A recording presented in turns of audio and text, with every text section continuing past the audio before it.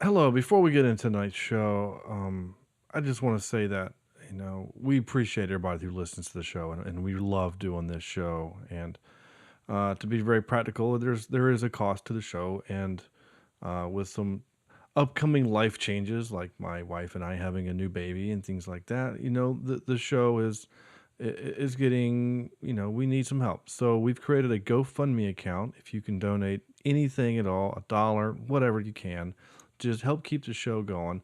If we meet the $500 goal, that will pay for the show for the next 2 years. And we won't have to advertise and do anything like that. So if you can help us out, gofundme.com/cheapseat reviews.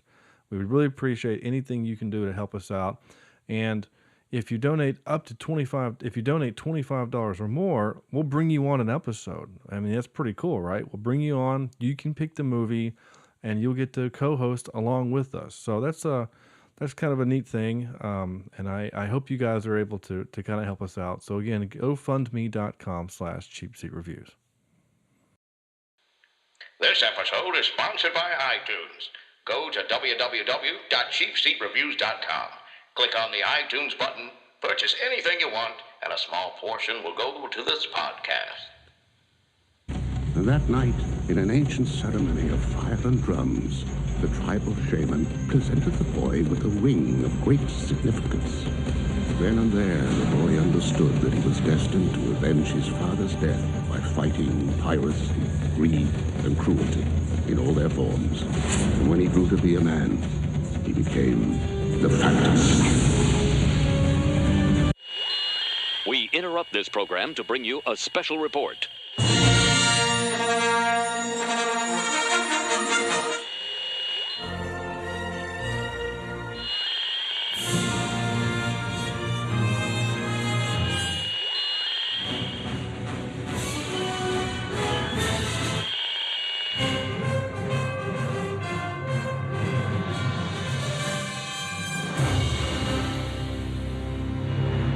This is Cheapseat Reviews.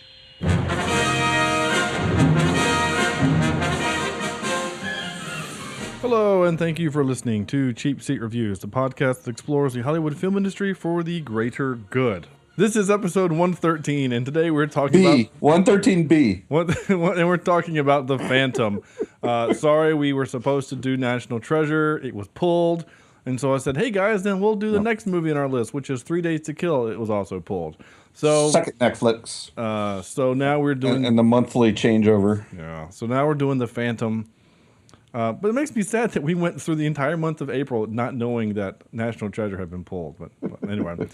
So anyway, we're doing The Phantom. 1996 is The Phantom. And I am Sean Allred, by the way. Hi, Sean. What's up, man? Hey, how you doing? And joining me tonight is Andrew. Taught his cat to tell the dog to go get the paper. Jemison. Damn right. That's how it rolls in my house. Right? The gerbil grabs my toothbrush in the mornings.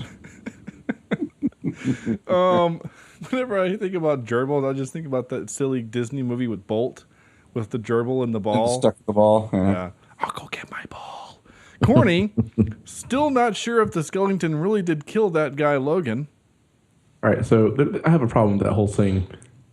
If I watch an undead thing choke the shit out of a guy, I'm leaving. Right. There's no ifs, and or buts about that. I am gone. Truth be told, I probably wouldn't have made it into the cave once I saw those big-ass spiders climbing around stuff. Oh. I would have been shooting at them things first. I'm just saying. And Sam, worst pirates ever, Vector. Absolutely. Hopefully you can get some Phantom insurance to keep the pirates at bay. Yeah. Pun intended. Yeah, thank you. I mean, seriously, like the VeggieTale pirates that don't do anything were better than these pirates. Anyway. They had some mad fencing skills. It just seemed really short-sighted I mean, their whole existence was just to be pirates on this little island. But, like, how do they procreate? Do they just find women and then just do anything? Right? It just seemed really strange. And then their lair is underground. And they had sharks that were constantly just roaming around with freaking laser beams on there. Exactly. But if anybody noticed when he fell into the little moat, it was only about ankle deep. Oh, yeah. I mean, he was like He was sitting on his butt. I mean, any one of us could have just gotten out of that water before them sharks attacked us. We would have been wet and pissed. That would have been about it. Actually, I would have been like, "Yo, sharks." They've been like, "What's up, man?" Right. So, we go hang out. Yeah, man, that's cool. Yeah, they've been your sharks like their whole lives. They should know not to eat you. Anyway, That's very true. Fisher Or friends, I take a bite out of one of them. Like, how's that feel? right? So if you have no idea what we're talking about, this is 1996's The Phantom, not The Phantom of the Opera, but The Phantom. What? And hopefully, Andrew, in between bites of wheat thins, has words to say about it. The Phantom, descendant of a line of African superheroes. Okay. It sounds racist. It does. That's what it says on Is this the call, backstory the Black Panther. for the Black Panther? Yeah. Yeah. Yes, it is. Travels to New York City to thwart a wealthy criminal genius from obtaining 3 magic skulls, which would give him the secret to ultimate, unlimited cosmic power. Itty bitty living space. Sweet. Was that it? Yeah, that's it. That's dumb. All right. It is dumb. Now, for what it's worth, that's kind of the movie, and that sounds dumb, and that's what it is. It's It is. real dumb. I don't know. Is he a genius? Was he a? I mean, he was Nope. rich, but was he? He was just a- British, he's a therefore rich- he was smart. Was he British? Not Trey Williams. No. No, I don't think he Wait, was. he was British on Titanic, wasn't he? Not Billy Zane, the bad guy. Oh, the bad guy? Oh, I don't know. Is this going to be one of those episodes where you have no idea any of the actors? Probably. They're, Blondie. I know Catherine Zeta-Jones, the Latino actress. She's not Latino. There it is. that girl. She's not Latino. Hey, by the way, I have heard that the guy who played Xander Drex is a real treat to work with. Nice. Nice. I appreciate that. Yeah. Nice. He's in a bunch of really bad movies. Like, was he in like one of the Substitute movies or something like that? You know what I'm talking about? Like, they made like 3 or 4 of these movies where the quote unquote the school has got like gang issues, and they bring in the quote unquote substitute who, I know that like Tom Berenger did one, and Yeah, I think he is in one. didn't 'Cause one I- of the you know what I'm talking about, and like the Belushi guy did one of them too. Yeah. Oh, yeah. You know what I'm talking about? He was in 2001. It looks like the substitute in 2001. So Nice. Yeah. That's pretty much all I know him from. Oh, except for the episode of Leverage he was on too. Oh, yeah, 2001. He actually subbed for my chemistry class. Did he? The substitute failure is not an option. Straight to video. Yeah. Oh, I know. I mean, he was a hard sorry, ass. substitute 4. They made a 4th one by then. Holy crap. Oh, that's right. He was in Miss Congeniality too. Anyway, so he's a bad guy. He typically plays kind of a bad guy or whatever. And his name begins and ends with X. Yes, You know, he's a double bad guy. that may or may not come back later. Billy Zane is our star of this movie. He was really zany. The funny part is so I clicked on his IMDb page, right? And he's known for 4. It always puts the 4 movies they're known for. Titanic is number 1, which everyone saw Titanic, and they know him as that douchebag British guy who's trying to make Kate Winslet fall in love with him, and then he bribed the guy so he could live, right? Everyone hated him. And then he What he does wanted to do with Liv, poor guy. and then he does this movie, The Phantom, right? And everyone hated him for this movie too. But then he's also known as Back to the Future and Back to the Future 2. And I was like, what? What is he in that? And he's one of Big Biff's like henchmen. Was he And- He was wearing on mascara screen for then like too? a minute and a half. Yeah, I don't remember what Sam. Was he wearing mascara then too? Probably, I don't know. I mean, they all have their. He was Match. He had a name, so whichever one Match was. But if you have a name, then it means you get SAG credits. It means you got paid. And every time, it makes me a little sad that every time Back to the Future plays on USA or TBS, he gets a couple bucks. I do remember him in Memphis Belle. That's actually a pretty good movie, and he plays. Oh, yeah. He actually He was great in That is Karate good. Kid. the- No, he was the He was in the Karate Kid? He No, was He's not in the Karate Kid. Billy No. Zabka is not Billy Oh. Zane. You're such a dumbass. Okay. For Wait. Are they both Billies? I can't tell if you're being real or not anymore because you just You've been trying to convince me before the show that Catherine Zeta-Jones is Latino, and she's not. She's from England. Writers, emails, write in. Oh, God dang it. Followers / listeners, write in. Do you believe Catherine Zeta-Jones to be Latino? Again, yes or no? Just because she was in The Mask of Zorro does not mean that she's Latino. And the Mexican. Was she in that? She's in a bunch of Mexican movies. A bunch? Yeah. Well, she was in one that we watched. What did we watch with Machete guy? Yeah. Danny Trejo? Yeah, Danny Trejo. Oh. And what's his face? Quentin Tarantino was in it. And, Desperado? Desperado. Yeah. She wasn't in that. Was she not? Selma Hayek was that. Selma Hayek. Oh yeah. I forgot. Who actually is Latino. Yeah, she is Latino. Oh, that could be a problem. This is definitely a Central Africa moment right now. And yes, it is. It might even be borderline lawsuit. I apologize to Catherine Zeta-Jones and Mexican parents. That's okay. She married Michael Douglas, so let's just be honest. She doesn't exactly have... She's had enough pain in her life. Yeah, man. I'll never... 10 years ago, they were making fun of the fact that, she married an old man. Like, she was on Celebrity Jeopardy. Not actually her, but they had an actress on SNL doing Celebrity Jeopardy. And she was like, talking to the TV, she's like, Michael, dear, the diapers are on the top shelf and the baby's diapers are on the bottom shelf. Yeah. So, but I was looking at some of Billy Zane's, Billy Zane, the hero, the Phantom, Kit. Kit Cloud Kicker. That's right. Yeah, a little, wow. Who else gets that reference on this show? Sam? Nope. I'm still trying to figure out who Billy Zane is versus Billy Zabka. Oh my gosh. Billy Zabka was the blonde bad guy from The Karate Kid. The actual Karate Kid. So which one was in the Titanic? Billy Zane. Zane. T is closer to what is happening right now? Gonna work. Then Zabka is better to... No, they both have Z names, right? Yeah. Billy Zane, Yeah, Billy see? Zabka. Now you can mnemonics won't understand help why you. someone might... No, might I don't. No, not at all. Nope. That's like saying Tom Cruise and Tom Collins are the same guy because they both have T and C. No, one is a drink. I know that one. Tom Collins is an actor. And also a drink. Anyway. He's actually not wrong about that one. This is painful.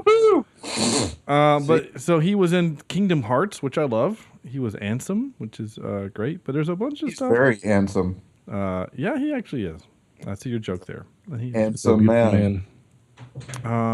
But a bunch of stuff I've never heard of. He's not Eric Whittaker beautiful, but it'll do. Oh, okay. Random inside joke that only 3 of us would get. I'm just looking at stuff that he's done. I mean, he's doing stuff like Sniper Reloaded and Mercenaries and something called Flutter. He was Dentist. Oh yeah, that's with the green substance that floats around. No, not Flubber. And the Scorpion King 3 Battle for Redemption. I mean, this is what he's doing now, right? So made for TV movies. Yeah, and then episode of Psych. That's sad. It's okay now. Right? No? I don't know. Sorry, I was reading. Oh, he was Zoolander 2 as Billy Zane. Well, that's funny. He's got a bunch of stuff coming out, though. Anyway, my point is that I'm pretty sure this movie actually kind of killed his career. I don't know what... I don't know. Anyway, so the director... There were so many bad choices in this movie. Yeah, so let's make fun of the director for a second. Okay. Simon Windsor. Sam, you can make all the jokes you want because I've never heard of this guy. I've never heard of him either. But he's done some good movies that we have heard of. Like Indiana Jones. Well, he did a bunch of the episodes. He didn't do the movies. Oh, I thought he did. Oh, damn. No. He did some. It's pretty apparent. Yeah, he did some of the shows, but he did do Quickly Down Under, which is a nice little western, and then he did Free Willy, which whatever. Not you, Sam. He did Operation Dumbo Drop, a little Disney comedy kind of a thing. Mm-hmm. Yeah, he did, The Adventures of Young Indiana Jones, Daredevils of the Desert, and Trenches of Hell, and some other stuff. And then he did Crocodile Dundee in Los Angeles. No, that one was awful. But then he's doing stuff like NASCAR, the IMAX experience. So he's not, in fact, he hasn't done anything since 2011. So He's retired. well, He's living off his Phantom money. He probably just got a boost in it. By the way, what was the budget gross for this thing? Oh, okay. Do you have that up? Yeah. So the budget for this movie was $45 million. So let's play the game. How much money did this movie make? I would guess 26. Okay, Corny. I'm sorry. What was the? The budget was $45 million, which I'm interested, Andrew, as to why you responded that way. Do you think that's low or high? For the movie that we got, I think that's high. Yeah, I think they overspent. Yeah, for what we got. I'm not sure what that money was spent on because it certainly Pirate. wasn't. I guess Airplanes. Billy Zane's hair. I mean, well, not really. There's some trivia about that, which I'll get to. But I mean, like most of it was location shooting, except his office and like the cave and the pirate den. Right? Those were obviously soundstage sets.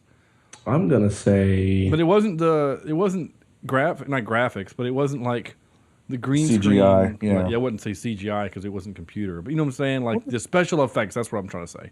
Wonder if they had to convert those to pesos. I'm gonna say they made 50. Convert them to pesos? Yeah, for Catherine Zeta-Jones. Oh, I see. Damn it. You're still going on this joke. Okay. Yeah. I think it just makes you sound racist is all. Really? So Sam, you said 23 million. Corny? I'm gonna say 50 just because 50? So you're saying it made money. I'm saying it made money. Okay, Andrew? If it made money, I'm saying it's very little. Matter of fact, I'm going to say it didn't make any money. Okay. Yeah. So give me a number. That's how this game works. I'm going to say that they lost $2 million on this. Okay, so you're saying So it's 43. 44. Yeah. 43. Yeah. Yeah, thanks for the math. Okay, they made 17. They my made gosh. 17? Are you No, serious? No. Nice. It made 17 million total. Not they didn't get 17 million profit. It made 17 million dollars. Good for them. Oh, that's so sad. Yeah, they took a bath on this one. I would say. That hurts. Yeah. And to be honest, I could see why, but at the same time, what else was out at that time that would have made it? Well, okay. Okay. We want to ask that Independence question. Day. Yeah, this was 96. Oh my gosh, this is year of independence. Yeah. Now it came out in I don't know when. It aired. Hold on, give me a sec. Yeah, it aired. It was a summer release, June 9th of 1996. So does that mean this was supposed to be like a tentpole movie? Because usually you release the big ones in the summer, Yes, you especially do. back in the 90s. Yeah, I'm trying to think. 90. Yeah, so you got Independence Day was a summer deal. Happy The Gilmore Rock was in there somewhere. Happy Gilmore's the same year. Fargo was in there. Yeah, Fargo wouldn't have been a summer deal. Twister was your summer blockbuster. The Rock was your summer blockbuster. Mission Impossible, summer blockbuster. Oh, yeah. Like Wow. Mars Attacks. Kingpin. I didn't realize we did. And you throw this nasty thing in amongst those? No wonder it didn't do anything. In fact, I'm really curious. So I said, what did I say, June 9th is when it came out? Yeah. I'm really curious. It came out July 3rd, so a month later. So it hadn't even. I was going to say maybe it came out real close. I mean, I get it's a whole month, but I just don't think people cared about this movie. Yeah, Fargo. When did Fargo come out? April. So that was earlier. That wouldn't have mattered. Twister. I'm really curious about this. Oh, Space Jam was the same year. May 10th was Twister. Let's look at Space Jam's a much better movie. Space Jam. November. So, I guess the point... Oh, with The Rock. June 7th. Okay, it's the same weekend. So The Rock demolished it. Oh, yeah, I'm sure. Oh, absolutely. I mean, let's just go down this road for a second. The Rock, which I really want to do for this podcast, by the way, Yeah. was a budget of $70 million and made $134. I mean, Wow. say what you want about Michael Bay, but he can make some money. Anyway, so What didn't make money, however, was this movie, The Phantom. At all. Did anybody buy Billy Zabka as Billy the Zane. Phantom? Billy Zane as the Phantom. No, even as a superhero, I totally did not get him as. I don't know if it was the costume or if it's his face or his face in the costume, but something just doesn't. Like, I don't buy it. The way he moved, the way he fought, I could not buy it. It was pretty bad. He looked like somebody dressed up in a Halloween costume. I mean, a decent Halloween costume, but it didn't look like a superhero costume. Okay. I totally agree. Corny, I want you to go on a journey with me, okay? I will go on a journey with you. Because I think this works. I think you and I would. Don't stop believing. I think this might work better with you. My problem with him is the same problem I have with Ben Affleck as Daredevil. Okay. And my problem with Ben Affleck as Daredevil, because not that I think he's acting bad. I don't think he's actually all that bad at acting. I have a hard time with him as the action hero because of the same reason to what Sam you just said. He feels stiff and awkward, and he almost feels too big for the part. Like physically, he's too large. When we saw the new Daredevil, we liked it because Charlie Cross is a small kind of guy. He's my size, and I'm not saying Ben Affleck is like 6'4". I don't even know how tall Ben Affleck is, but Ben Affleck feels like he's a larger man. Wait, whoa. Sean, did you say he's your size? Who? Charlie Cox is.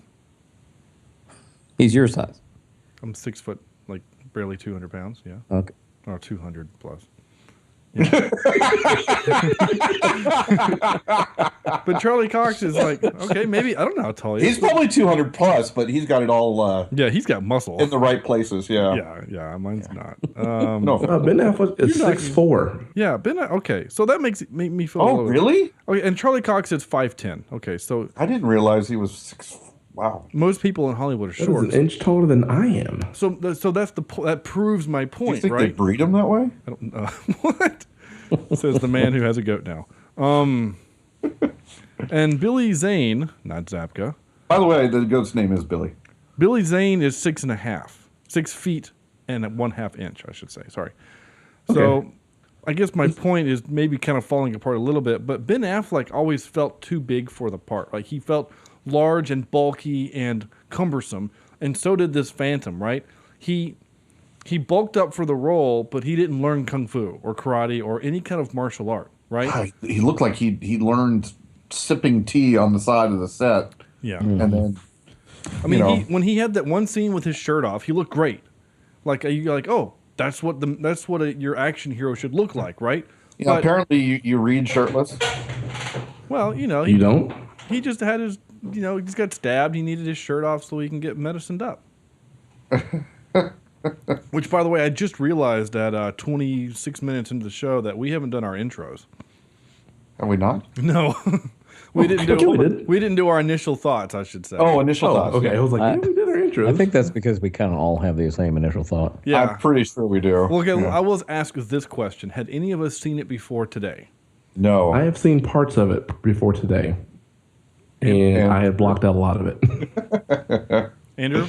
Okay, this came out in '96 when I was in, I guess this was the summer in between 6th grade and 7th grade. So I was a huge Batman fan growing up and superhero fan. And I actually watched this, I hate to say, probably 7 or 8 times when I was in middle school. So I know the movie well, but I'm not proud of that. Okay, I'm kind of actually with you a little bit, Andrew. I have seen this movie a bunch, and this was, again, when the wheelhouse, when Steven and I were just watching all that garbage that we watched in the 90s. But I remember even then kind of making fun of it a little bit. Like, the only parts that I liked was his guns and the wolf. Like, that was the only parts that I liked. Like the Colt 911s that he had and the dog and the wolf. He didn't even look comfortable with the guns in his hands, though. He didn't. No. He did not. And so one of my big questions when I first started watching this is he's shooting bad guys. Is that is he lives on this little island, right? Yeah. Where does he get ammunition? He makes it. Like And who's really there? I mean, like, how you know, if a superhero has been passed down generations to generation, he's like the 21st reincarnation of the Phantom. How many bad guys have they fought on this island? Like, after that many generations, don't you think they would kind of be wiped out? It also kind of feels like this is like the New York City of island in South America. Like this is the busiest deserted, or not deserted, but like the busiest Uncharted island. Yeah, ever. uncharted island ever. It just everyone knows it, and oh, there's a guy in a purple suit. Well, I killed him. That's fine. We shouldn't talk about that ever again. It just seemed really dumb. But I don't. So I'm always interested whenever we do a quote unquote a comic book movie to have Corny on to say, "Did you read any of these?" But this comic sounds real dumb. So I kind of okay. So the publication of this thing was very, very sparse. Like it would show up for a couple of years, and then people were like, "This is dumb," and then ignore it for a couple of years. Then someone would be like, "Hey, we should do this again," and then they do it, and they're like, "Oh, this is dumb," and then they would drop it. How about this for a little bit a little bit of fun? DC and Marvel both had a run at the same character. Oh dear, this character? Oh, this very same character. So To me, oh, go ahead. I was gonna say, to me, this character and this whole story idea, and the kind of the over the top stuff felt a lot like a radio show. Does that make sense? no, it Yes, does. Yeah. It used to be a comic strip, so it was a weekly serial kind of thing, and so you get the idea that every story was finished, in 7 days and that kind of thing. So essentially, this is one of your B-rate superheroes that this week on Tales of Astonishing, that kind of thing, and everything's very, very quick and very, very easy and simple. But I will say that he is the reason why our superheroes look the way they do. What do you mean? He with the whole tight suit and mask with white eyes so you can't see him. That was kind of the look he had that other superheroes followed afterwards. So we can kind of, like, our Spider-Man that we know and love is, kind of based off the fact that he kind of did it first. Now, you're going to have other people who did, but I've read up on the comic book guy a little bit, and in a lot of places actually said that he was probably one of the first to actually have that look of the skin-tight costume with the whited out eyes. So I thought that was pretty interesting. Cool. If that is the case. That is pretty cool. If that is the case. That doesn't make me appreciate this movie anymore. No, not at all. I will say this. It does seem to follow the Marvel version of this, which also just kind of floundered out and died. So I guess this could be our very, very weak link to Marvel. Just thought I'd throw it out there. Cool. I was secretly hoping that somebody would come up with an excuse for this movie, a lot like we had with Sky Captain in the World of Tomorrow. Mm-hmm. And it's not forthcoming. It's just not going to be there. No, but I will say this. There is a bit of trivia, which this will be the second time that this has happened, where a movie was almost cast a different actor. And my humble opinion, had that actor done this role, this movie would have been 1,000% better, because it would have changed the tone of the movie. So one of my many problems with the movie that I have is that it doesn't know what the hell it's trying to be. And we've run into this problem before with these types of movies. Is it supposed to be funny? Is it a serious thing? Yep. Is it, like... The tone is wrong. How do you take it? I thought, when I saw and read about what it was, I thought it was going to be like a kiddie version of a superhero story. Mm-hmm. But within the first 5 minutes of the movie, they're cussing.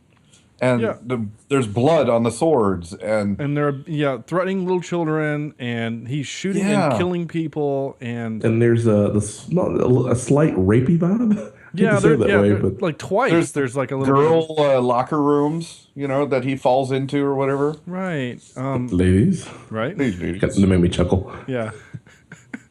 So the movie again. So you have stuff like that, but then you have like just the bad dialogue and the attempt of the jokes, which I thought were real bad, and Treat Williams' weird affectation of a '30s gangster boss. Well, see, we got the new skulls. Yeah, I see, and then you do the thing over there, and then ba-ba-da-ba-da-ba-da. It just was real dumb.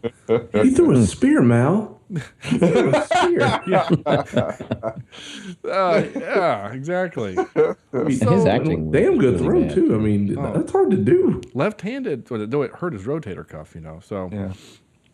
It's been all that spear chucking he did back in the day. But see, that's the thing. Like, we just had a violent death scene, right? And then this kind of comedic, like, oh, my shoulder, I gotta go see my therapist or something, right? So I understand the point of the movie is trying to be funny, right? It's not trying to take itself seriously. The problem is that it falls flat, in my opinion. And I was just thinking about this because of I was thinking It's about dad humor. well, it's not even dad humor because at least dad humor is dry but has a place. Well, yeah. I mean, all humor. four of us are dads, and we have our own sense of dad humor, and we have seen those types of movies. I'm hilarious. I don't know what you're talking about. I mean, we're all kind of awesome in our own rights, especially to a 3-year-old. I'm hilarious, but I don't know. I was trying to think of a movie that this can kind of compare to, and the first one that came to mind was a movie that has a little bit of serious and a little bit of funny and a little bit of not real actiony kind of thing was The Mummy, which Little bit of rock and roll. and that too. The Mummy, right, with Brendan Fraser. Yeah. Like, when you cast Brendan Fraser, you're not getting a serious movie, so you kind of understand that there's a little bit of silliness, right? And there is in that movie, but there's also some kind of serious things, and I think like that movie did it well, but it's been a long time since I watched it, and maybe we should do it for the podcast. If I'm I was gonna say we also have Brendan Fraser goggles on, and we all expected that when we saw it the first time around. We also saw it when we were younger. I think that we know how those movies are supposed to go. I wonder if then we would have that same feeling. maybe, I don't know. You're right. And it's also hard for us, and maybe we are treating this movie unfairly because we're looking at it through the lens of knowledge that we can make a good, superhero movie. We just watched Daredevil, and all of us thought it was amazing. Mm-hmm. Yeah, but Batman came out before this, and Batman is a much better superhero movie than this. You're That's right. also very true. But also look at the time. This is the same year that like Batman and Robin came out or something. Like we're real close to nipples on bat suits. Thank you, Bruckheimer. Yeah, not Bruckheimer, Joel Schumacher. Schumacher. Damn you, Schumacher. Yeah. So That means you make shoes I guess so. in German. He also makes Phantom of the Opera. So anyway, Which is close to Phantom. It's the only it's the closest way I can tie it back into this. I hadn't even touched any of my notes really, which has been pretty great. But Can I just say, Please. this guy is the worst dog owner ever. He keeps is. leaving He this left dog that dog behind. everywhere. so that was Did that dog ever make it back home? Oh yeah, I mean, yeah, it did. So we saw it at the end, but there's a good chunk of this movie that dog is just left out in the woods, isn't it? It's lost. Yeah, that thing is just gone. I'd say this: it's a good thing these bad guys are Disney bad guys and not real bad guys, because that when that wolf was leaning on that dude, and Billy Zane makes it hey, if he moves, eat him, haha. Any real bad guy would pull a gun out and shoot it. Mm-hmm. You'd shoot it, and then we'd be sad, and then we'd have John Wick Part 3 in the woods or whatever, right? But but this isn't real bad guys, This is a movie where a van, a truck, a deuce and a half By the river. can be on a bridge upside down for minutes before the vines finally make it fall when it's convenient to do so. No, By the apparently. way, they were upside down before the truck was upside down. That really bothered me. Yeah, I mean, they I kinda forget were. to edit it. Damn, just do it right. And they were like leaning on that fabric for a long time before it ripped. That seemed also kind of It's strange. very perfect triangle rip on that thing too. Yeah. It was just As if someone had done it beforehand. not to Anyway. mention the depth perception. All of a sudden, when they were upside down or hanging from the vine, that thing was like 1,000 feet deep. Yeah, yeah. And then they do the wide shot, and it's like 70. Yeah. Yeah. Well, good job.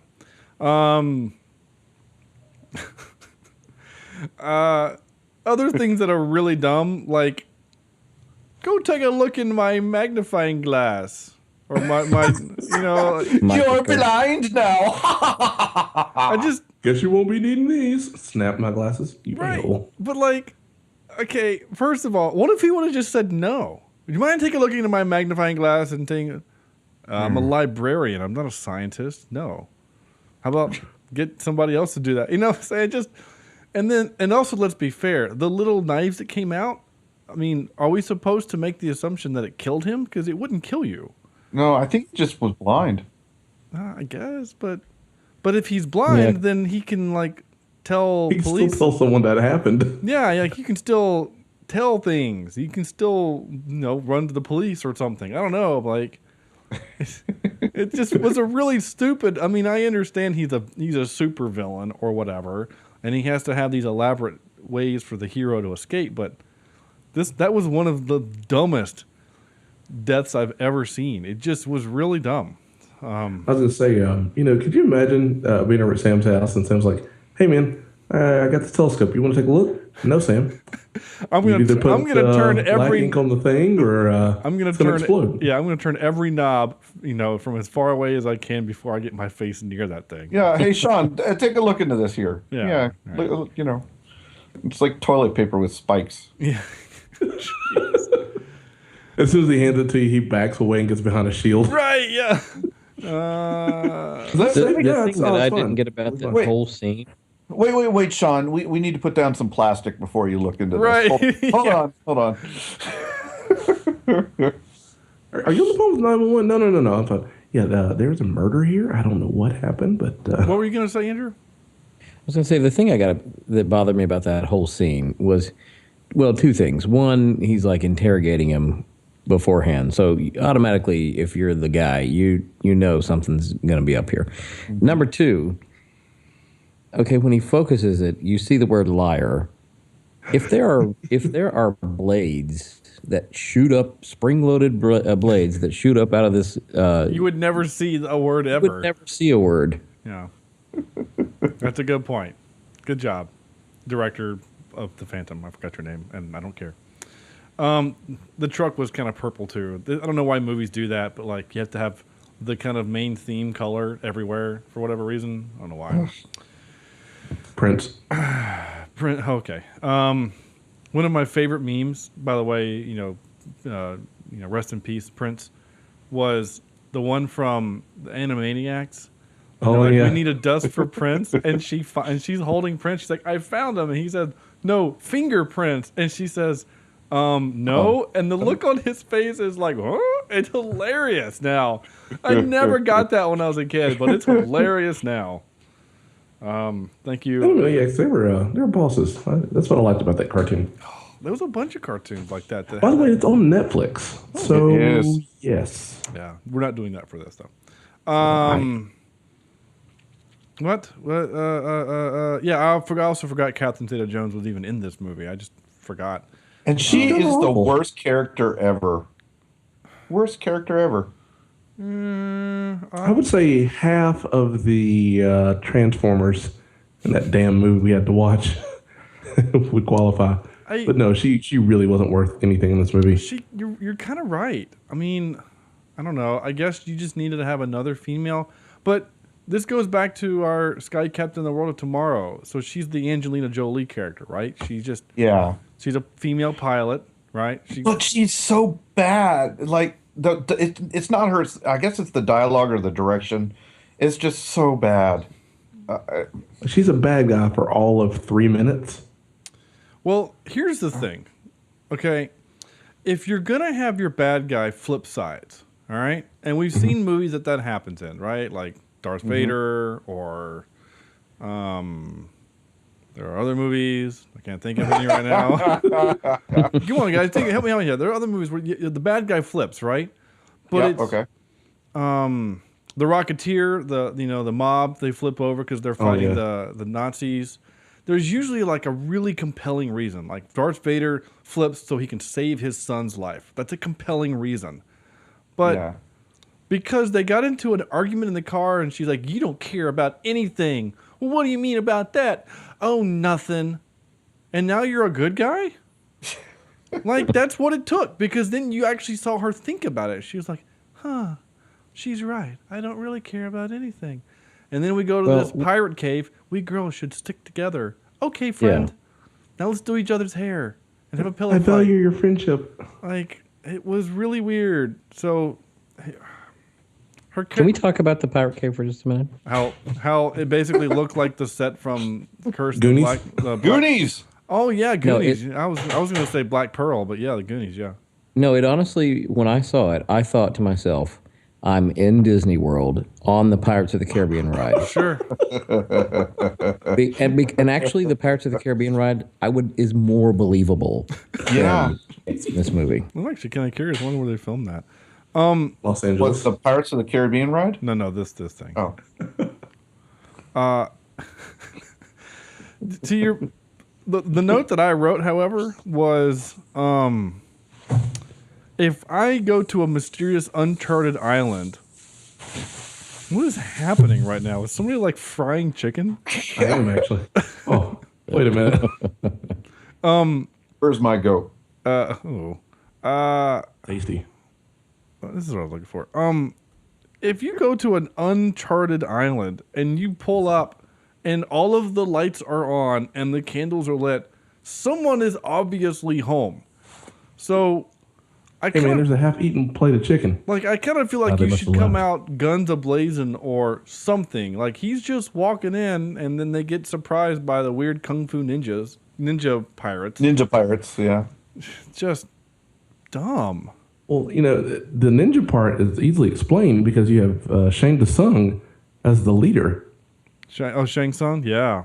From Mortal Kombat? Yeah. Oh, yeah, the first one. Your soul is mine. I wrote, if you need an Asian bad guy, you just got to call Kerry Tagawa. He's great. I mean, he's actually a good actor. He just gets typecasted as these bad guy roles. I mean, he's the man in the High Castle, Sam. Yep. Nobursky Tagomi. And of course, he's in a lot of Asian film. He was in Tekken, not Taken, but Tekken.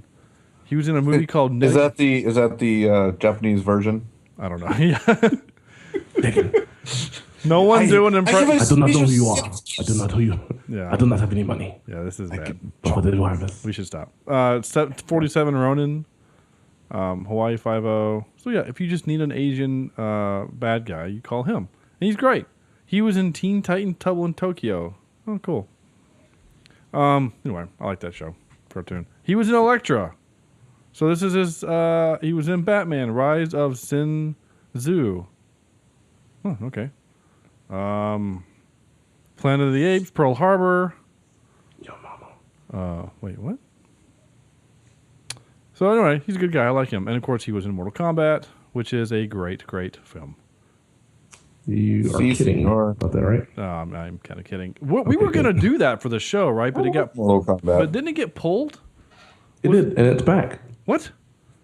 Oh, wait. Really? Is it back? I don't know. You're the Netflix guy.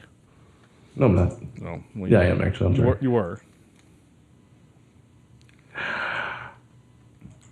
As we wait, so I'm going to start playing a couple clips because I didn't grab a whole lot of them, but I grabbed some. So this is, I don't know. This was bad 30s dialogue. I don't know what dialogue. I don't know why it bothered me, but it did. Ray, is that from? Yeah, a little tootsie is boarding the plane right now. Just say the word, I'll have it dragged off by the hair. All right, so a couple things there. First of all, the score in this movie was terrible. All right? I think I may mention that earlier at the beginning. I don't know. I can't remember. The score is awful, and the guy who did it, I love him. All right, David Newman, he's great. David Newman, I've heard of that guy. Of course, you've heard of that guy. He did Serenity. Yeah, he did all the salad dressings. That's Paul Newman. And the Toy Story soundtrack. Yeah. That's Randy Newman. That's Randy Newman. Left foot, right foot. Can we get any more? Newman from Seinfeld. From Seinfeld. Newman. Newman. Yeah. What else we got? Is that it? Okay. But he Or did. if you had that movie with Donnie Yen, you can call him Man New. No. But he has done such things as Bill and Ted's Excellent Adventures, Little Monsters, still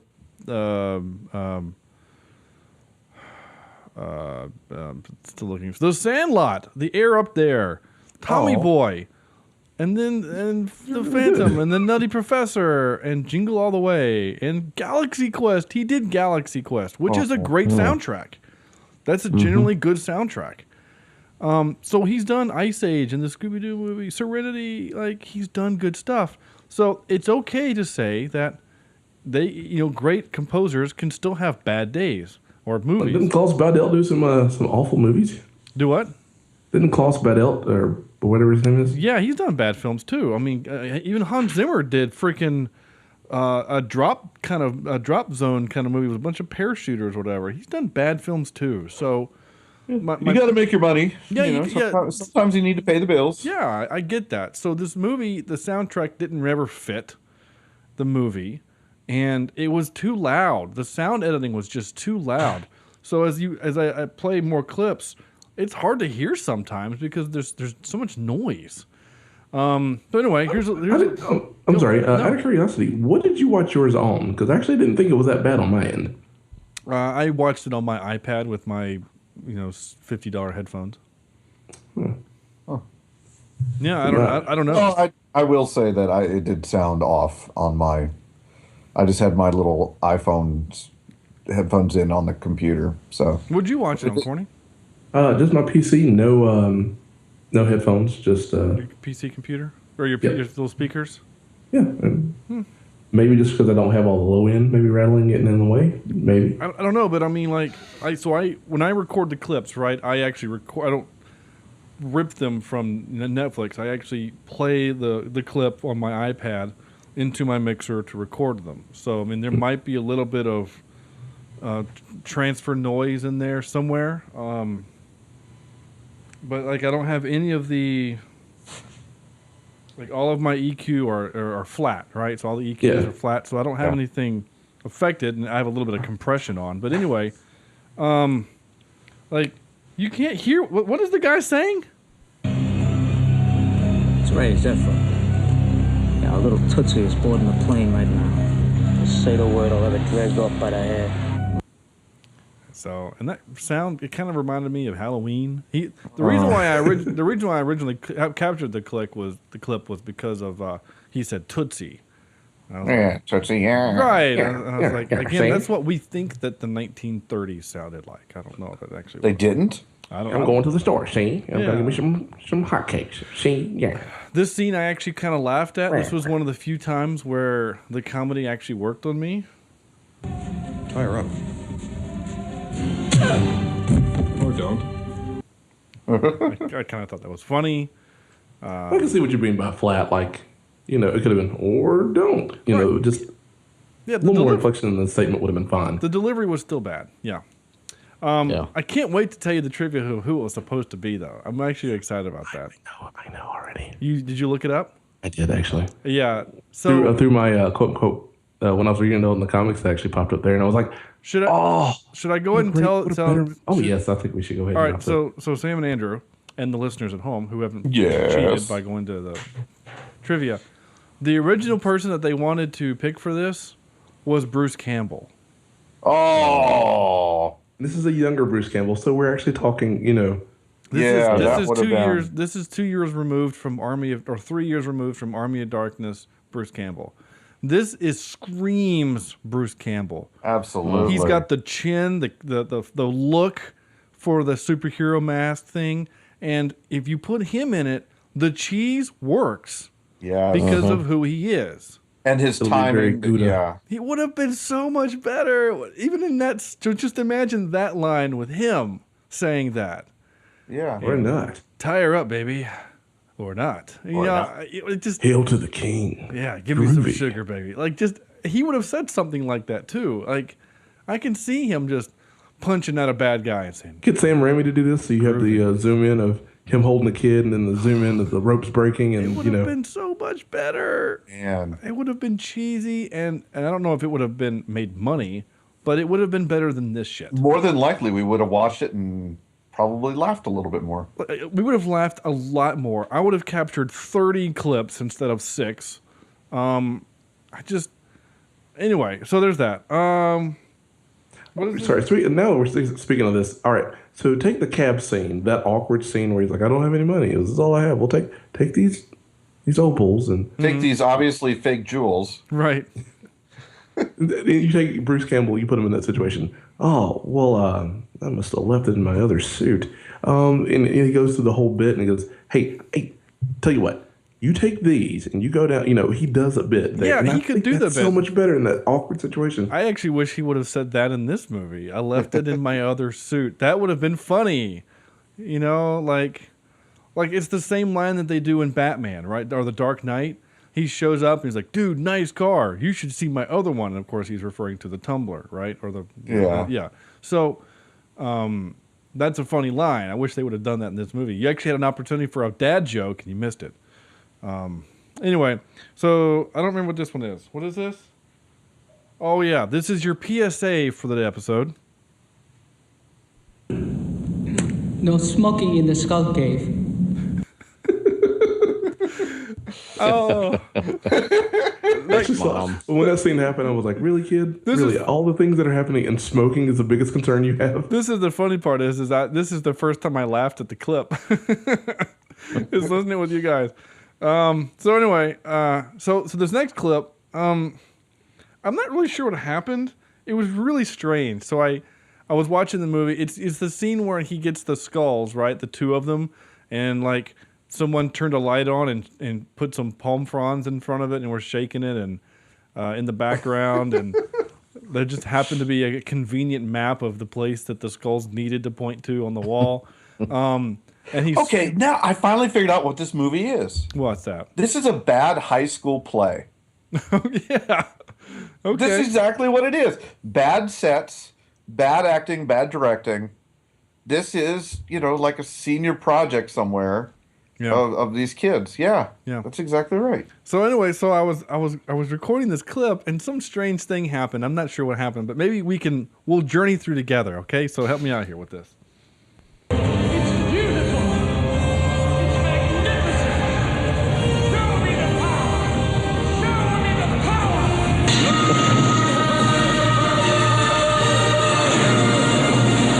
See, it was just really strange. Money. Yeah. I thought it sounded a lot like He-Man. Show me. Yeah. Okay. That's all I could think of is when he kept saying, "Show me the power," was He-Man. So I laughed out loud at that scene when I watched it because of his face.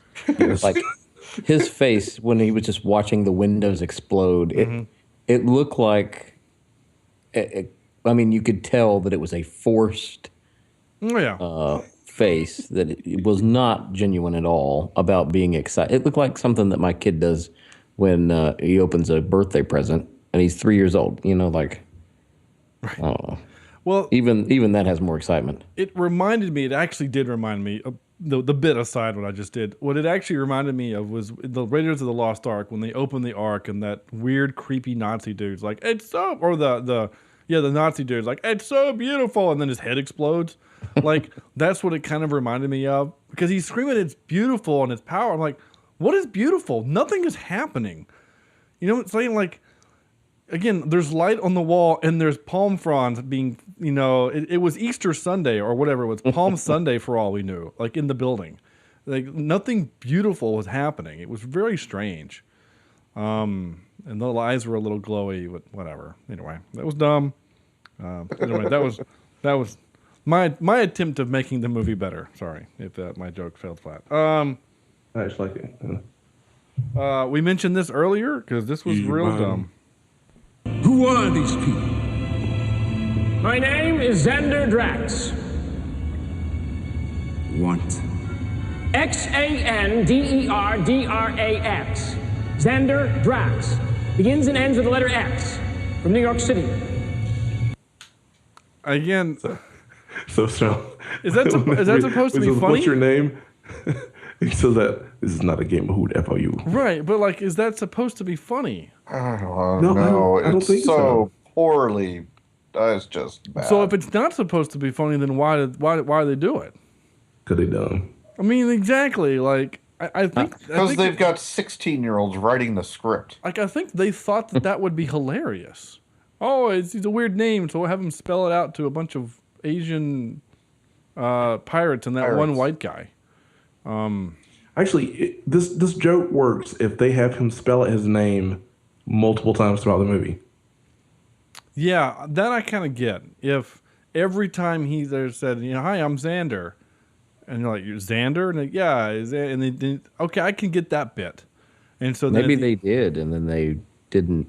Those were scenes that didn't make the cut. I don't know. There's nothing in the trivia about that, so I don't know. So backing up a little bit, I actually did research on this. I don't normally do this type of research, but this isn't a joke. This is serious. So I spent time. Okay. I did. I spent a little serious time on this. So the bit when they're on the airplane and they jump down to the horse. Yes. Right? Forgetting how fast does a typical airplane go? That was the question. Not the fact that could they physically do that. I know that that's not real. Fine. But how fast would that horse have to be running in order to do the stunt? And obviously a horse can't run faster than an airplane. Yep. But I was looking up some World War I, so we're talking about the 19 teens, right? 1915, 16, 17, 18. World War I biplanes. You could cruise at about 40 miles an hour. Oh, wow. Really? Yeah. That was about That's slow. Yeah, it is slow. They had about every plane has a different kind of minimum speed, and I did some like real research. Like their top speeds was only like 115 miles an hour anyway. So minimum speed on several websites that I saw, like real websites, not just Wikipedia, but like actual like website. No, porn. They're both entertaining and informative. But you could do about 40 miles an hour. So if you get that horse at a good sprint, right? Because horses can do that, right? I guess I didn't do that part of the research, but I got you, fam. I think horses can do that, right? Like 40, maybe not consistently, right? But at a good sprint. Yeah. Does that sound 25, 30 miles an hour? So I'm on it. Is that what you just Googled, Corny? Like I did. 25, 30 miles an hour. However, if we find ourselves... Well, yeah, but again, this is a horse that could communicate with a wolf. So that's true. I'm going to give it the benefit of the doubt. So I'm going to say plausible on the stunt. Now, the rest of it was real dumb. You let the plane crash into a mountain and your jungle burnt down and everyone died. Congratulations, savior of the jungle. Just dumb. The world record for a horse galloping over a short sprint distance is 55 miles an hour. Wow. So it is possible. It is possible. I'm saying that the stunt is plausible. I just, again, the rest of the stunt was real dumb. Did you just Mythbusters this? I kind of did. Yeah, I did because here's the funny thing, right? This is why I did that. I didn't want to make a blanket statement like, that could never happen. A horse couldn't run as fast as an airplane. And then Sam gets on some website to prove me wrong because you all know he would do that. The Amazing World of Horses. Did you know that a horse can't actually talk to a wolf? Yeah. I'm glad to know that I'm somehow educating you beyond this podcast. If I guess 1925, a horse and a wolf mated. I guess, and then created Donald Trump. Right. So that was literally what it was, and not just because of Sam. I just didn't want another Central Africa moment. So I actually it's really changed you and how you approach things. It really has. I mean, And I'm going to start doing this more often when I go, can that happen? I'm going to look it up. Maybe spend about 5 minutes, do some research. So this is an episode. We can actually change the category of this episode from TV, film, entertainment to informative, or maybe even newsworthy. I don't know. I doubt it. Yeah, me too. But hey, we are up for the, the podcasting awards are coming up. Maybe if we enter in 2 different categories. How would you enter? Or how do you vote? I don't know. I really don't. That wasn't a tease. I don't have that. I was trying to segue into something. I don't have that information in front of me at all. But thanks for the lob. You spiked it up for me, and I fell into the net. I lobbed it, and you were picking flowers or something. I fell into the net. What was the last thing? Oh, this was the last thing I captured. Who are these people? Nope, not that one. It's not a game of who are you. This one. My name is Zabka. Oh my gosh. My name is Antigua Montoya. Fortunately, Diana, in her own mind, vowed to herself that she would soon return to the Bengala jungle. Maybe then I can get some rest. So does he hang around until there's an heir? As a ghost? So, you know what it reminded me of? It reminded me of the ghost from Stardust. Yes. They're just, okay, we got to wait for him to have sex so that I can leave, Come on, son, conceive. Right. No. That's going to be weird, too. He's like, so, Dad, you going to leave? I understand why. Right, yeah, get out of here, Dad. I'm going to go downstairs. You can go through walls. And so I guess the other question is it like is he an actual ghost, or is he just a figment of his imagination? Because he shook his hand, and he's passing on information that he wouldn't have had. Right? In other movies where they just talk to themselves, they already know the information. Right? But he's actually learning new information. How did he have your belt? Well, he took me into the jungle and stabbed me in the back. Literally, he stabbed me in the back. Ha! He can kill me with a sword now. Yeah. So, isn't that weird? I love that we can continue to bring Serenity back into this. That makes me happy. Always. Just like how I love anytime you see Nathan Fillion get a cast at something, it's always, the actor from Castle and Firefly and Serenity. Yeah. I'm like, yes, they still relevant. They actually, so for those of you who are counting at home who watch Castle, he has now had on Castle Adam Baldwin twice. He's had Gina Torres. He had, I don't know if he's had Sean Mayer on. I know he's had, he just recently had Summer Glau on. Nice. So I think we're still waiting on Alan Tudyk to make an appearance. But he's dead. Well, Spoiler. no, he's not. Not in Castle World. So anyway. But it'd be funny he can't show up because he is. Or if he's the victim. He's the victim. Yeah. Right? He was stabbed by something large. There's a massive. And he was in a big car wreck, and then a lamppost went through him. And then Malcolm says, or not Malcolm, and then Castle says something like, "This looks really familiar." Yeah, I like this idea. Actually, Castle's about to leave. I think the show's getting canceled, but Didn't they fire her or something? She said she's not coming back. I don't know what that means. Michael Weatherly's also not come back to NCIS, which makes me really sad because I love that show. Which one is he? Oh, wait, did I know this before you? He's Denozo. I mean, I've known about this for a few weeks. Which one's Denozo? How about this? Not Gibbs? Last I don't know. Year. I knew about that end of last year. How did you know about that last year?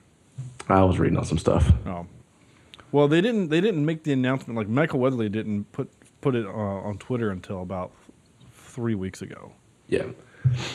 The sources I had been reading were talking about, again, contract renewals and things like that. And it appeared that, or something to the fact where he didn't do a thing that would have kind of kept him on.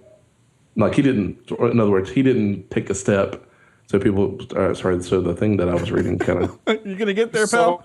Eventually.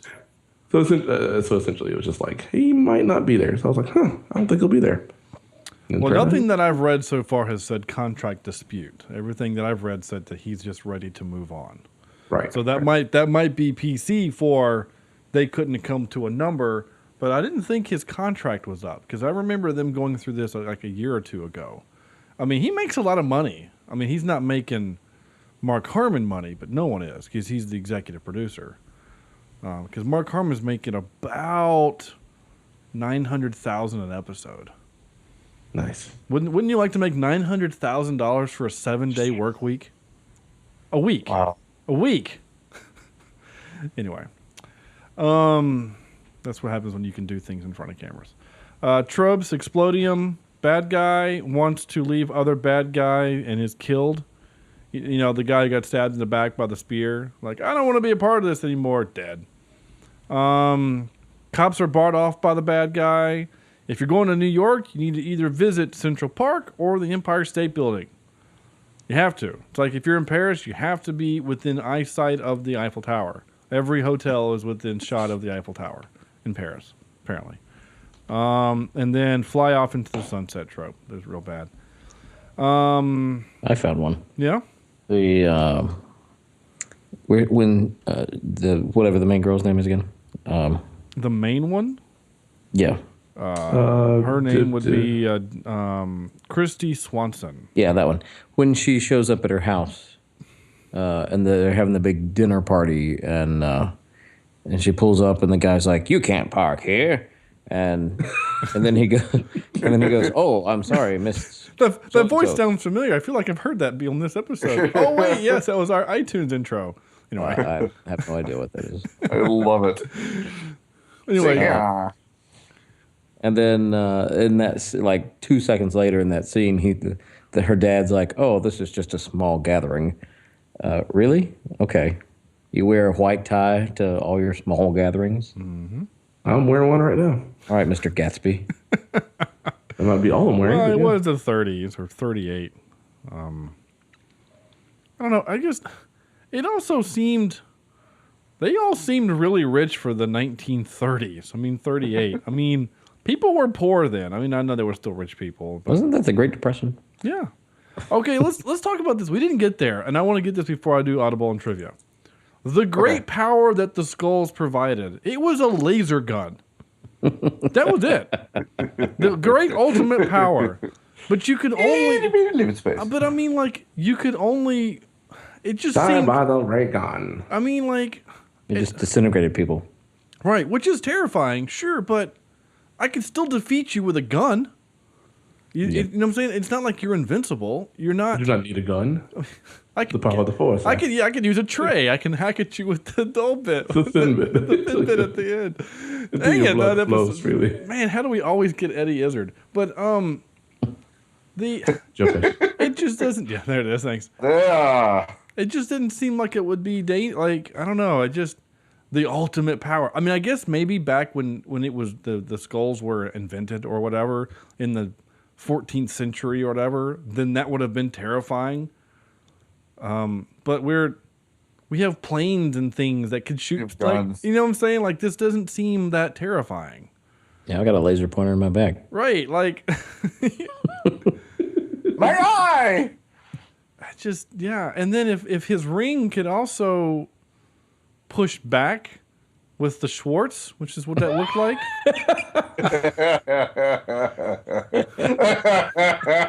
I'm laughing so hard. Nice. When I saw that, I thought the exact same thing. I was like, my Schwartz is as big as yours. Yeah. Now let's see how well you handle it. Like, it was real dumb. And then he's laughing, and then he blows up. And then, like, was he made of explodium? Did the skulls? Yes, he was. Did the skulls blow up, or are they lost on the island volcano thing? I just. He really didn't tie that up at all, did he? No. And then do they go to a museum? And does Billy Zane go back to New York and get arrested for breaking the glass of the museum? I mean, and does he go on to win that tournament with that kid Daniel? Yeah, exactly. Yeah. These are the questions we need answered. Find out next time. Who is the real bull? Yeah, you know, I don't know. Anyway, so there you go. It was a dumb gun or dumb superpower or whatever. Audible.com sponsored this show. I'm sorry, but they did. Get your audio. Oh, yeah, that's the right word. Audio book and a 30-day free trial at audibletrial.com/cheapseatreviews. And now for some more bad news. Ready? The Palmer Mansion is actually, that's the girl, right? That's what Andrew was just talking about when she pulls up. Is actually the real life Playboy Mansion owned by Hugh Hefner. Nice. Yeah, so you kind of like the movie just a little bit more, right? The only reason they just wanted to be there. Yeah, pretty much. Yeah. Hey, we need a big mansion. How about we go to Biltmore? No, how about we go to Hef's place? Yeah. But Biltmore is like just down the street and it's a bigger house. Yeah, but Playboy Mansion, naked girls. Hef will let us drive on the yard. Right. Okay, fine. Now, I put this here. I captured this or wrote down this trivia as basically proof that, once again, any fool can edit IMDb trivia. I want to know if Billy Zane himself wrote this. This is quote for quote, okay? I'm not making this up. Billy Zane pumped iron for over a year to fill the Phantom's costume. A Batman-like costume with fake muscles was reportedly made, but by the time filming started, Zane was so beefed up that he did not need it. Who wrote that? I don't think he was that beefed. I mean, obviously he was in shape, but he wasn't superhero shape. No, but did you also notice that there was like lines on the spandex to kind of give you impressions of where muscles should be? Yeah, that was kind of funny. Like chalk lines or something. Yeah, it was real dumb. But that's just, at first I thought that was supposed to be like years ago when I first watched this movie. I thought those were supposed to be like a skull face, like on his chest, and then I realized watching it this time that it's like supposed to be like they did in the 300 and just painted on abs. No, actually, well, not the next piece of trivia, but the skull is dominated symbol in the Phantom's life. He lives in Skull Cave. He wears the skull ring, and in the movie, he was trying to find the 3 skulls. And if you look closely at his costume, you'll even see a skull design on it. Oh, well, okay. So you were right at your young age. They also talked to poor Urich. He knew him well. He listened to that new brand of Skull Candy headphones, and I'm running out. So we were talking about the hair earlier, right? And him being in the costume. Billy Zane shaved his head to get into Phantom's cowl to fit as close as possible. This necessitated all of his scenes where he is out of costume with full head of hair to be shot early in production. As a result, a scene where the Phantom removes his cowl was shot in 2 parts in reverse order several weeks apart. So nice. Isn't that the one where he takes it off for her? Yeah. Okay. Yeah. Diva. Yeah. So I actually applaud him for being willing to shave his hair for a role, I guess. One of the Phantom's trademarks in the comic strip was his striped underpants. Was tried in the movie on the movie costume, but reportedly looked too silly to use in the final film. Too silly? Yeah, for this movie. Wow. Okay. This movie was originally going to be the first of a trilogy. However, it was bombed. After it bombed in the box office, the 2 sequels were canceled. Yes, thank the Lord. So, if we were to make this movie today, 20 years later, first of all, would we want to? Second of all, who do we get to play it? And because I was trying to think about this. If we want to play it straight, do serious action film, right? Like, who would we do it? And or do we want to play it like what Deadpool did, right? Kind of silly, kind of pokes fun of itself. Like, who would you do then? I don't know if I have an answer. I was just saying. Yeah, now that I don't think I want to do this movie now with the advent of the Avengers. I'd be kind of afraid of. There's not really much about this movie you can do. You know what I would like to, or who I would like to see do this? Okay. And I think really just because I think I would like to see this person as a superhero at least once, and that's Brad Pitt. Like, and he could play it straight, or he could play it. Yeah, but I don't want to waste Brad Pitt on this movie. Well, that's true, but I could just. I want to see him as a. We got to get him to be in an Avenger movie somehow. Yeah. Corny, I need you to get on that, okay? Yeah, I know. I mean, we got Benedict Cumberbatch coming out as Doctor Strange, which I'm really looking forward to because he's amazing in everything he touches. So, but they were making fun of him. Like the last 4 or 5 movies he's done, all of his posters are him facing away from the camera. And so it was a picture, like the first one was of him at the Imitation Game, and he's like, "Can you face the camera?" And he says, "No." And then it shows him in Into Darkness, and he's facing away. No, seriously, can you face the camera? No. And then it shows Doctor Strange. Anyway. So to recast, truly, I want them to remake this movie in 1996 with Bruce Campbell. That's all I want. Yeah. I'm right there with you. Yeah. I think that whole style of movie would have been better set for this. I didn't do the looks like game. I spent too much of my free time looking up the airspeed velocity of a biplane. Of an unladen biplane. African or European? I guess in this case it actually would be African, right? African, yeah. I guess I don't know. Oh, and by the way, the plane. So let's also get this out of the way too. He rode on the bottom of that plane from New York City to the Devil's Kitchen or whatever the hell it's called, right? Yeah. That's like 10,000 miles. He had to be a little cold? I mean, or dead. Yeah. I mean, 10,000 miles. I mean, but he's the Phantom. He's the ghost who walks. He's the ghost who walks. I think like because I looked it up in the Goofs, it was like even at 230 miles per hour, which would have been just about the top speed of that plane, it still would have taken forever to get there. Yeah. No, that's not what I was looking for. Yeah, it would have taken him 2 days at 225 miles per hour. It would have taken them 2 days for him to get there.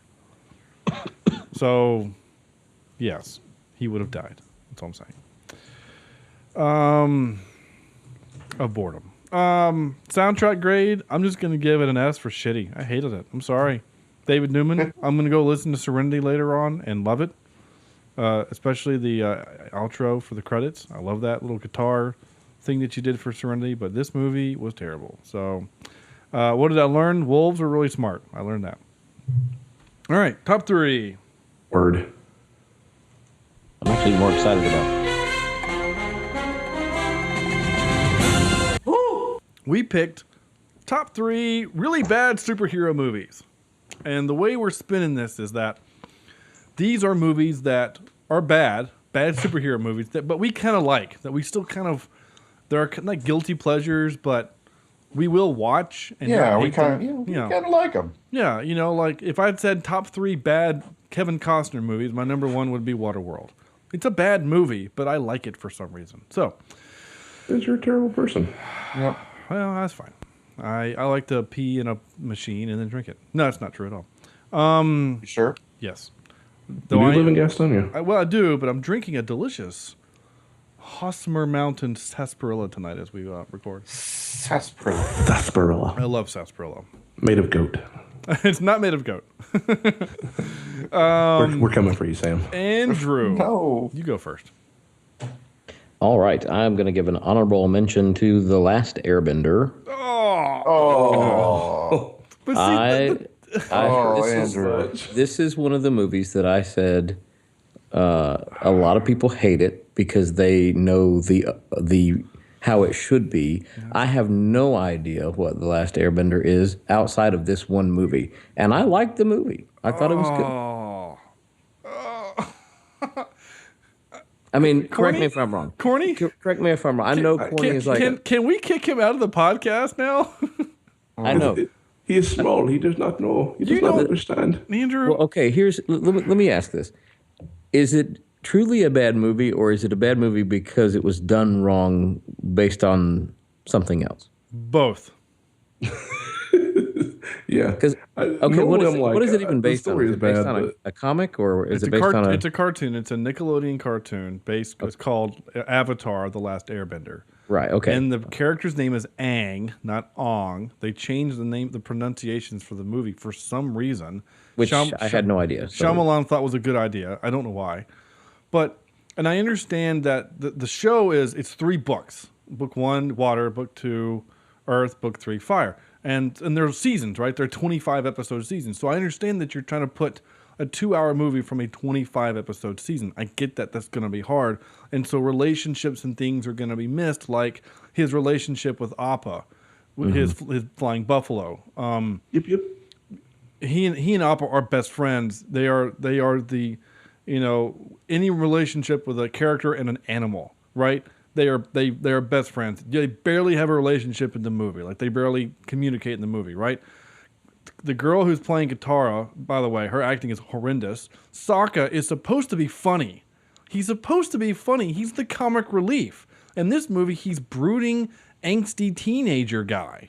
And they also changed the fact that firebenders in the cartoon can just create fire, but in the movie, they can just only move it like everyone else's, which I kind of get that change, but it was still a weird, an unnecessary change. Uncle Iroh is also a funny fat guy who is wise, but he's the funny fat guy. Just the tone is wrong. It just okay. It sucks. Here's the thing. Get over it, Sam. This is a good cartoon, and you should watch it. I think it's on Netflix. Well, here's the thing. Like, I've never seen any of the cartoon, and your boys would love it. Going into, they probably would. Going into this movie, not knowing anything about it, I truly like the movie. I like watching it, but everybody says, and not just you guys, I've heard other people say, it's a terrible movie, but I like it. I don't know why. And that's just an honorable mention. Number 3. Number 3, League of Extraordinary Gentlemen. Yeah, okay. I forgot about that one. Yeah. It's a terrible movie, but I kind of like it. I kind of like it. Number movie I ever did. That's true. Number 2, and this is just for really nostalgia reasons because I used to watch it with my dad, is the 1990 Captain America. And it really is bad. It really is bad. He stole a car in that movie. And then my number 1, and I'm so excited about this because I love this movie, Blank Man. Oh, okay. I thought about putting that on my list, but I didn't. That's actually okay. We'll live with that. Yeah, I'm good with that. Okay, Corny. Okay, so I'll start with my number 3. I hate this movie, but I wanted it to be so good. Spider-Man 3. Okay, yeah. It was the first time you had Spider-Man really fighting 2 of his famous villains, and did not go down the way I wanted it to go, and so I was very upset. And then, of course, you have emo. Yeah. Peter Parker. It was just turned bad. But I was so happy. All right, my number 2, we got that Ryan Reynolds, and I had great hope. The Green Lantern movie. It's not his fault. I liked him. You're just naming movies that all suck. I don't want to watch either one of these. I felt emotionally vested. But my number 1, and I still actually do watch this movie whenever I can, Daredevil, the Ben Affleck Daredevil. I still kind of like that movie, despite how, and in fact, awful it is. I guess maybe it was the first time I thought, oh, this is really cool. This is how comic book movies can be done. So, I'm sorry. It's okay. Sam? I see you shaking your head. I saw it in the theater with you, dude, and at the time I remember thinking, oh, this was kind of fun. And then a couple of years later, the Dark Knight, the Batman Begins comes out, and I was like, oh, this is what it's supposed to be like. It wasn't wicked smart. No. Yeah. Okay, for mine, I've got in my number 3 spot, I've got the Wolverine movies. I like the chop them up, spread them out.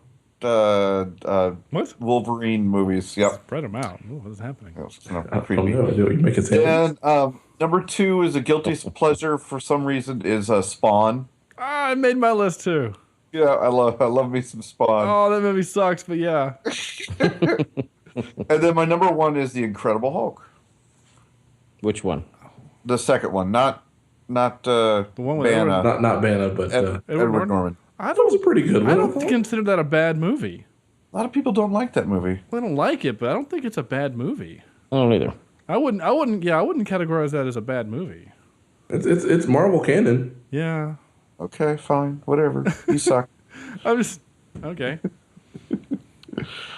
I mean, I'm trying to think. I mean, of the Marvel of phase 1 and 2 that we've seen so far. I mean, I guess it might be considered one of the weakest ones. I mean, I think actually Captain America, the first one, is probably the weakest one personally.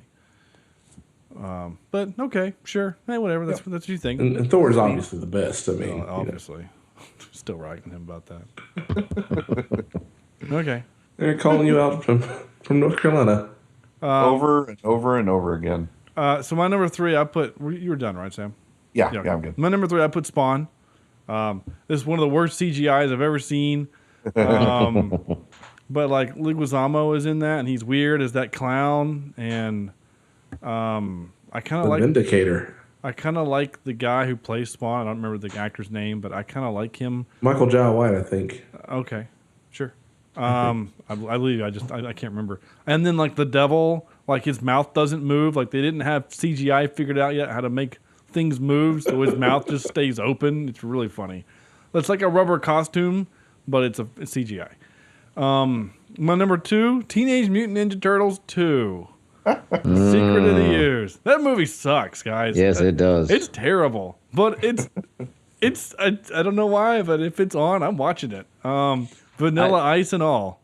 Yeah, my kids go watch that ninja, one. go ninja, go. Yeah, and the first one that was made and it was supposed to be targeted to a younger audience, and it was so dark that it bombed. So the next 2 were cheesy as hell. Well, and also because they couldn't sell toys. Right. Like so, the movie's based off the comic, and it was didn't know this or not, but that movie was an independent film.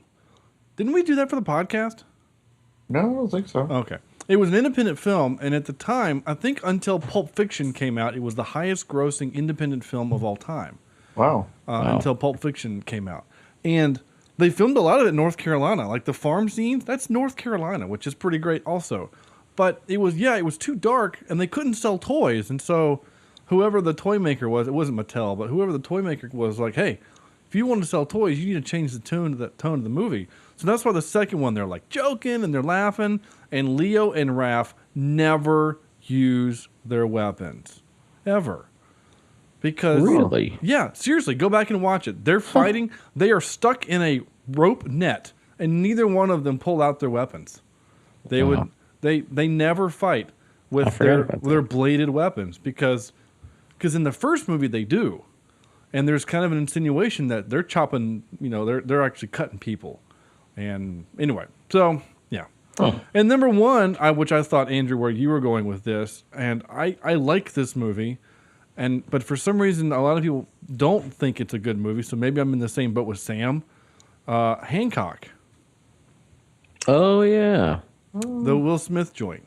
Yeah.